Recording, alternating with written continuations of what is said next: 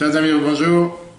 Deuxième cours d'aujourd'hui, on va parler sur la paracha, justement la paracha est mort. On a parlé longuement dans le cours de lundi soir. Au cours de lundi soir, on a vu longuement sur la raison, et on va revoir aujourd'hui un peu pourquoi le Kohen ne pouvait pas se rendre impur pour certaines personnes, seulement pour les proches de sa famille.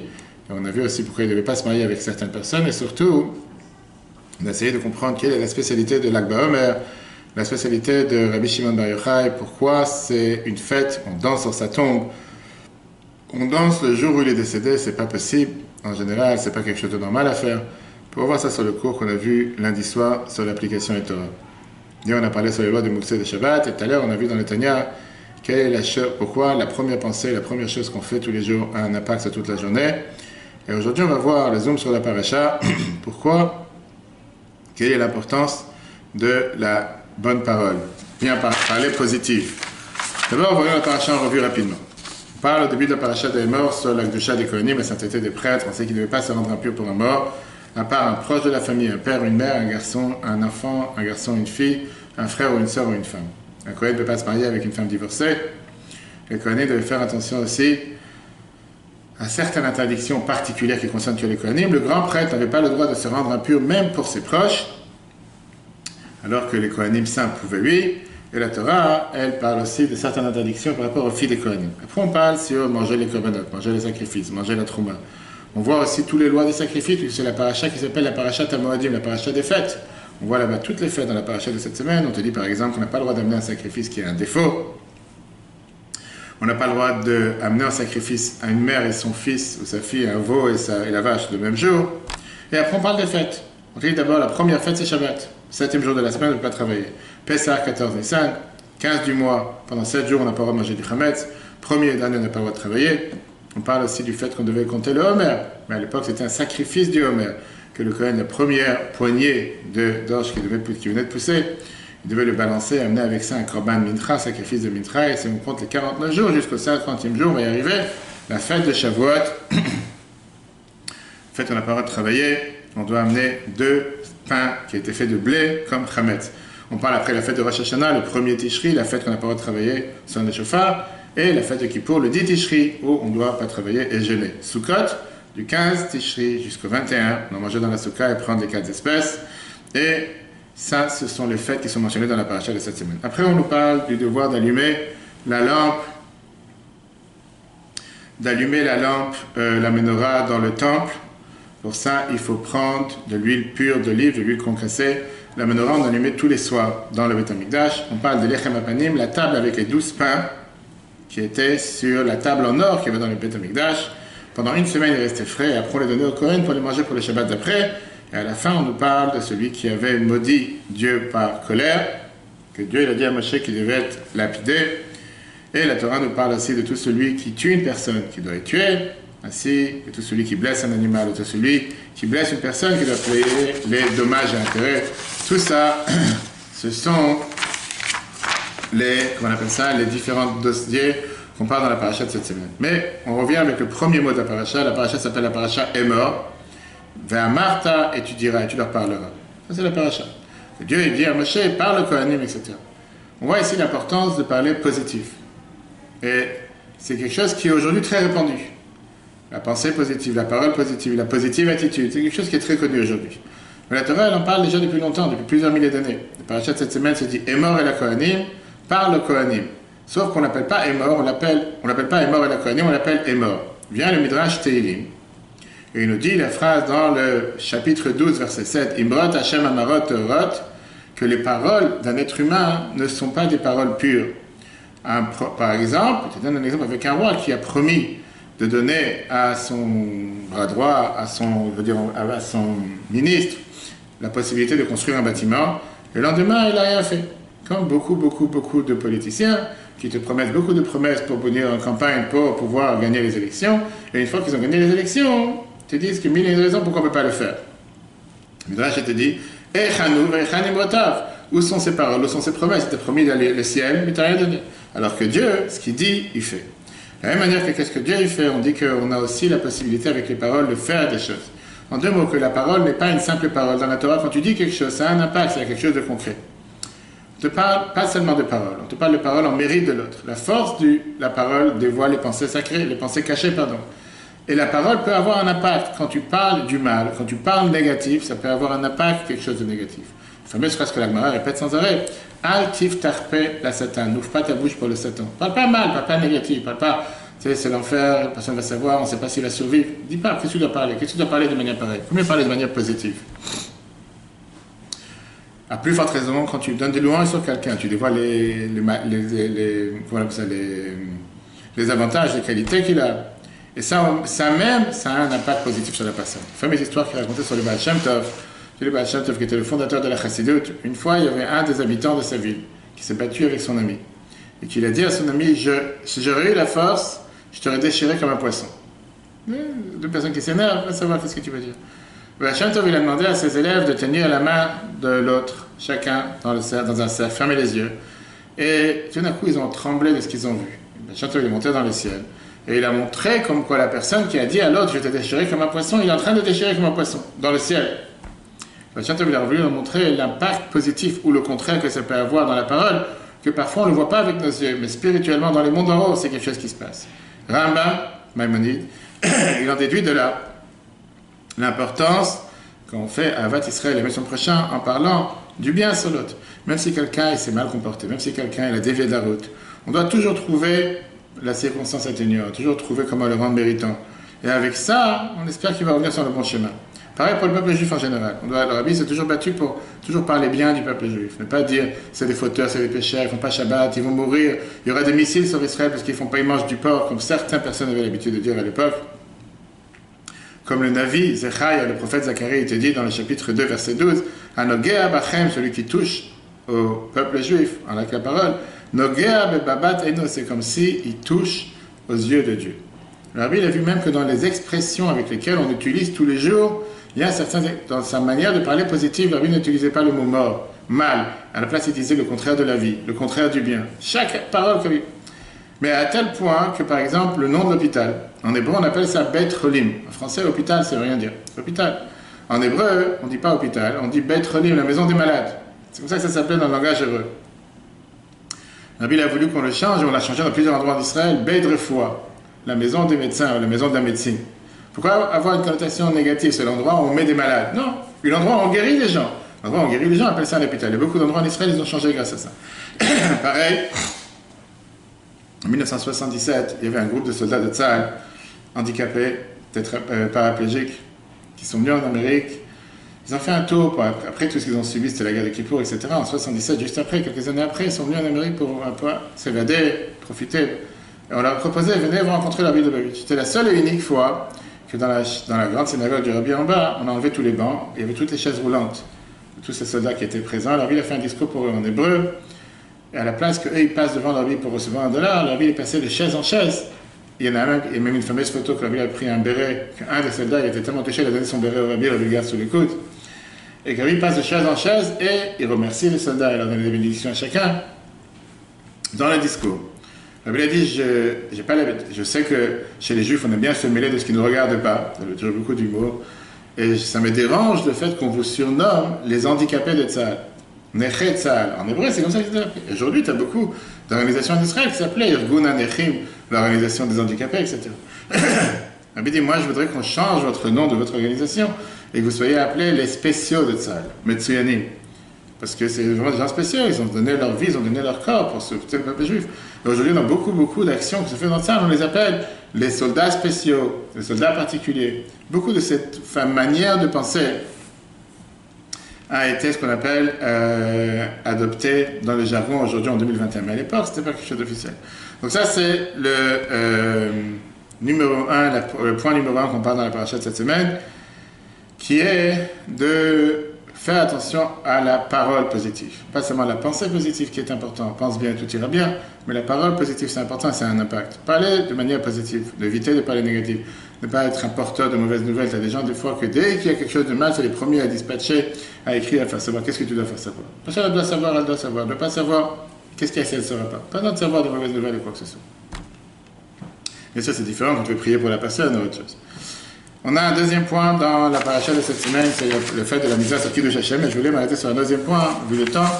Est-ce qu'il y a des fêtes particulières qu'ils ont, on va dire, un mazal plus que d'autres? Ils ont de la chance plus que d'autres fêtes. Pourquoi? Parce que la paracha nous parle de toutes les fêtes, on vient de les citer au départ. Il y a des fêtes dans lesquelles il y a beaucoup de mitzvot, il y a beaucoup de commandements à faire, il y a beaucoup de choses à faire. Et il y a des fêtes qui ont l'air d'être totalement privées, il n'y a aucune mitzvah. Par exemple, la prochaine fête, il n'y a aucune mitzvah. Quelle mitzvah tu vas faire Shavuot? Pas de mitzvah de manger des gâteaux au fromage, pas de mitzvah de manger du laitage. Oui, on a le devoir, on a l'habitude d'écouter les 10 commandements, mais ce n'est pas une mitzvah de la Torah d'écouter les 10 commandements, ce n'est pas comme tous les autres fêtes. Le Zohar, dans la paracha Bamidbar, dans le livre Bamidbar, page 134, se dit la phrase Akol talui bamazal afilu sefer Torah shebaechal. Tout dépend du mazal, même à sefer Torah qu'il y a dans l'arche. Ce qui veut dire que chaque chose a besoin du mazal. Pourquoi même à sefer Torah? C'est très bien que dans les synagogues où il y a 10 sefer Torah, il y en a 15, il y en a qui sont en train de collecter la poussière toute l'année, et que la seule raison pourquoi il y en a tellement, c'est pour pouvoir les vendre sefer Torah pour faire de l'argent pour la synagogue. Toute l'année, on ne les ouvre pas une seule fois, ils sont pleins de poussière, on ne fait rien avec. Et il y a des fois des synagogues qui vont te dire on aime bien lire dans ce livre tous les Shabbats. Il y a qui sont là-bas qu'on les lit une fois de temps en temps à Yom Tov ou quoi que ce soit. Et sinon, ils sont informés. Même dans les tfilotes, dans les prières, tu as des prières qu'ils ont un mazal, que les gens ont toujours l'habitude de les lire avec beaucoup de ferveur, beaucoup d'attention, etc. Il y a des prières que tout le monde, le peuple juif tout entier, les bâcle. Rapide, il n'y a pas le temps. C'est aller dans les Shabbats, dans la prière, tu es en train de partir, tu te dépêches. Je te dis qu'une fois, aller nous les Shabbats, cette dernière prière qu'on fait tous les jours dans notre tefila, Shacharit, Mitram arrive, c'est plein à Dieu, en disant comment ça se fait que Dieu m'a placé à la fin du sido, à la fin de la prière, où les gens sont déjà à pied dehors, en train de mettre leur veste sur chapeau, en train de partir, bâclé, etc. C'est pas intéressant. Dieu il a dit, je vais te consoler, et 2 fois dans l'année, Rosh Hashanah et Kippour, tu seras au milieu des Shemona Esrei. Et là, c'est pour ça que c'est rentré dans la Hamida. Dans les fêtes, on a exactement la même chose. Tu as des fêtes qui ont plus de mazal, on va dire, plus de chance, il y en a qui ont beaucoup moins. Chaque fête a une mitzvah particulière. Sukkot, dès que tu parles de Sukkot, tu penses tout de suite à la Soukha, manger dans la Soukha, et les 4 espèces. Pessah, tu penses à manger la matzah, c'est la mitzvah de la Torah. Rosh Hashanah, le shofar, Kippour, le jeûne. Même les mitzvot que les Chachamim ont instaurées, comme Chanukah et Purim, il y a aussi plusieurs mitzvot. Purim, il y a 4 mitzvot. Chanukah, on a les mitzvot d'allumer les bougies, parce que les Chachamim les ont instaurées. Donc on voit chaque fête a ses mitzvot. La Torah, elle te parle ici, pas seulement la fête de Shavuot qui est bizarre dans sa conception, c'est la seule fête qui n'a pas de date dans la Torah. C'est pas écrit quand, c'est écrit, comme on vient de le voir au départ, toutes les fêtes c'est écrit, le 10 Tishri, le 1er Tishri, le 15 Tishri, le 15 Nissan. Shavuot, c'est pas écrit le 6 Sivan, c'est pas écrit une chose pareille. Manger de laitage, rester réveillé toute la nuit pour apprendre la Torah, c'est des coutumes, c'est pas une mitzvah. Pourquoi? Prenons les versets que la Torah, elle parle sur Shavuot. La Torah, elle n'appelle même pas la fête Chag HaShavuot.